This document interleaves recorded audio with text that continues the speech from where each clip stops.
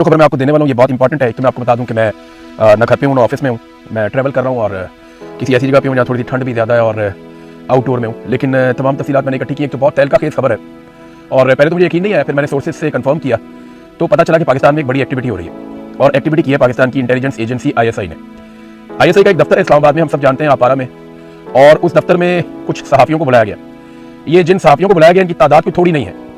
मैं नाम किसी का नहीं लूँगा, मुझे 6 सहाफ़ियों के नाम का पता है, बल्कि 6 का नहीं, 3 नाम मुझे ऐसे पता है जिनको मैंने अभी रिकन्फर्म करना है, लेकिन 6 नाम मुझे मुकम्मल तौर पे पता है। तो 9 सहाफ़ियों को तो मैं ज़ाती तौर पे जानता हूँ, लेकिन जो डाटा मेरे पास है वो लगभग बताता है कि 20 के करीब सहाफ़ी हैं कम से कम, जिनको अभी तक बुला के फर्दन या दो करके और उन्हें कुछ गाइडलाइन दी गई है।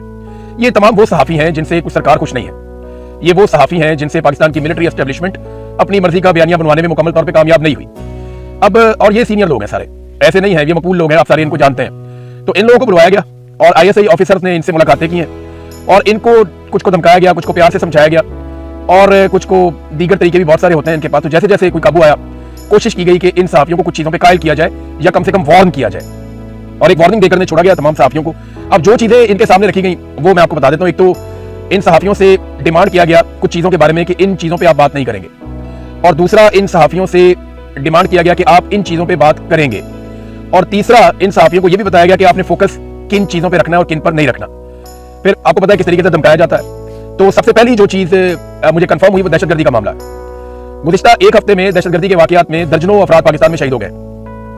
लगातार दहशतगर्दी के वाक़यात बढ़ते जा रहे हैं और सबसे आसान तरीका यह है कि अफगानिस्तान पे डाल दो, इंडिया पे डाल दो और अपने आप को बेगुनाह कर दो। लेकिन जब भी दहशतगर्दी का एक वाक़या होता है तो वो इंटेलिजेंस का एक बहुत बड़ा फेलियर होता है, और इंटेलिजेंस एजेंसियां अपना फेलियर छुपाने के लिए अब सहाफ़ियों के ऊपर दबाव डाल रही हैं कि आपने बिल्कुल दहशतगर्दी के मामला को खुद से नहीं उठाना, बल्कि आपने जो हम बात करेंगे वो बात आपने करनी है। तो दहशतगर्दी के मामला पे मीडिया को दबाया गया कि इसके ऊपर अपने से कोई कवरेज नहीं करनी और कोई ओपिनियन नहीं बनानी कि ये एक बहुत बड़ा इंटेलिजेंस फेलियर हो रहा है, बलूचिस्तान की सूरत-ए-हाल या खैबर पख्तूनख्वा के कबायली इलाकों में ये क्या हो रहा है, चाहे ड्रोन हमले हैं, चाहे मॉर्टर गोले फायर किए जा रहे हैं, चाहे निहत्ते शहरी शहीद हो रहे हैं, चाहे पुलिस वाले शहीद हो रहे हैं, चाहे फौजी शहीद हो रहे हैं। तो इन तमाम चीज़ों पर मना किया गया इन लोगों को कि जनाब इससे दुश्मन को फायदा होता है, लिहाजा आप ये ना करें। दूसरा मना किया गया कि इकोनॉमी के हवाले से अब आप लोगों ने बातचीत नहीं करनी, यानी तकाबली जायजा आप नहीं लेंगे इमरान खान के दौर का मौजूदा दौर हुकूमत से। असल में प्रॉब्लम यह नहीं है कि इकोनॉमी बहुत बुरी तरह बर्बाद हो गई।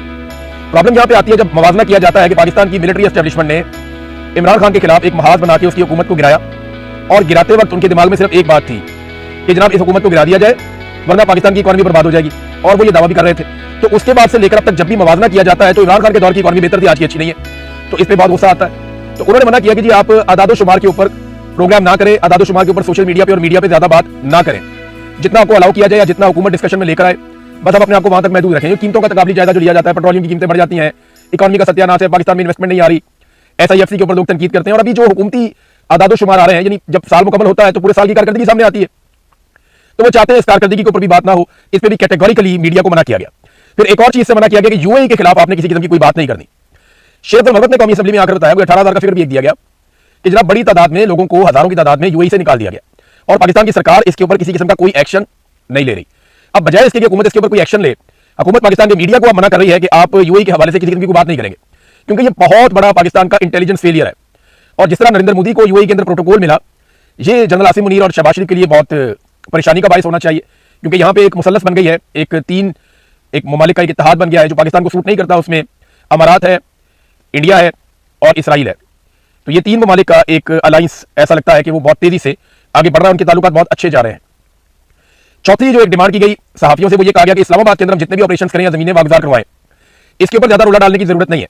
ये लोग जमीनों पर कब्जा करके बैठे हुए हैं, इन्होंने पाकिस्तान की महंगी तरीन जमीन पर कब्जा किया हुआ है। ये वफाकी दारुल हुकूमत है, यहाँ बड़े बड़े प्रोजेक्ट बनने हैं। पूरी दुनिया में ऐसा नहीं होता कि वफाकी दारुल हुकूमत के अंदर लोग आके ऐसे बैठ जाएं। तो ये गरीबों की बस्तियां नहीं है और इनकी यहाँ कोई गुंजाइश नहीं है। तो सवाल ये पैदा होता है कि अगर आपने अरबों खरबों रुपए के प्रोजेक्ट यहाँ पे बनाने हैं और आप गरीबों को इस इलाके से निकालना चाहते हैं, जो आपने हजारों की तादाद में लोगों के घर गिराए भी हैं, और जिन 4 अफसरान ने ये घर गिराए उन लोगों को आपने बुलाकर तमगे पहना दिए कि जनाब आपने गरीबों को बेघर किया, लिहाजा हम आपको तमगे पहना रहे हैं। तमगे तो इन्हें लगेगा जब अल्लाह रब्बुल इज्जत इनसे सवाल करेंगे। अब बात यह है कि गरीबों के घर गिरा दिए और उसके ऊपर उन्हें तमगे भी दे दिए, और अब ये कह रहे हैं कि उसके ऊपर कोई कवरेज ना करें, उस पर बात ही ना करें। हम जो सी मर्जी बिल्डिंग खाली करवाएं, जो सा मर्जी घर खाली करवाएं, जिसको मर्जी गिराएं, जितनी मर्जी हम जमीन वागुजार करवाएं, ये बहुत कीमती जमीन है। तो सवाल ये पैदा होता है कि अगर ये अरबों खरबों रुपए की जमीन है और आप बहुत बड़े प्रोजेक्ट बनाना चाहते हैं, तो थोड़े से पैसे जो उसका 10% भी नहीं होगा, उन पैसों से आप इन्हीं लोगों के लिए मुतबादिल जमीन या रिहाइश गाहें आप फराहम कर सकते हैं। आप 2 साल का प्रोजेक्ट बनाते, बेशुमार फ्लैट्स आप बना के सस्ते दामों बना के इन लोगों को कहीं और शिफ्ट करने का बंदोबस्त कर सकते थे, लेकिन लोगों को यहाँ पे बेघर किया गया है और अब मना किया जा रहा मीडिया को इस पर आपने ज्यादा बात नहीं करनी।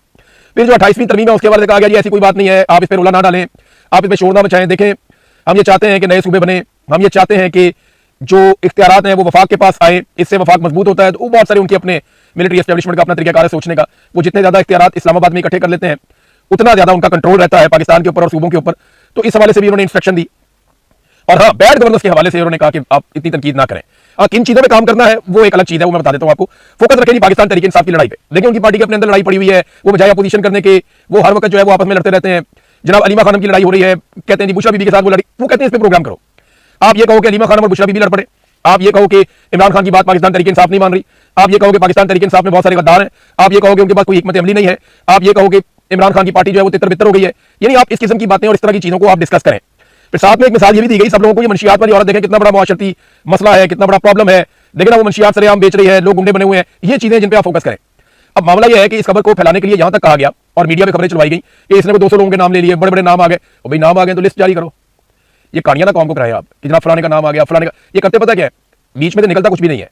वो जनाब ये होने वाला है, वो होने वाला है, बड़े बड़ों के नाम आने वाले, और बीच में किसी का नाम भी नहीं आता बाद में। ये लोगों को ब्लैकमेल करने के लिए और तवज्जो हटाने के लिए इस किस्म के हथकंडे हमेशा से पाकिस्तान की एस्टेब्लिशमेंट इस्तेमाल करती है। और वही हथकंडे ना सिर्फ ये इस्तेमाल कर रहे हैं बल्कि मीडिया को भी मजबूर कर रहे हैं। फिर ईरान और अमेरिका की लड़ाई के ऊपर मशवरा दिया गया कि जनाब इसके ऊपर आप जितना मर्जी फोकस करें, बैनुल-अक़वामी सूरत-ए-हाल के ऊपर आप इस पे काम करें। हुकूमती और अपोजिशन अरकान की जो लड़ाई होती है उसके ऊपर पूरी फोकस आप रखें।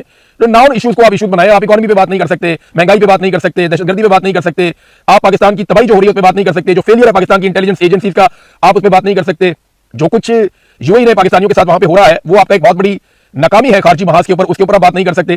तो फिर मीडिया बात करे किस पर? मीडिया को तो फिर चुप ही रहना चाहिए ना।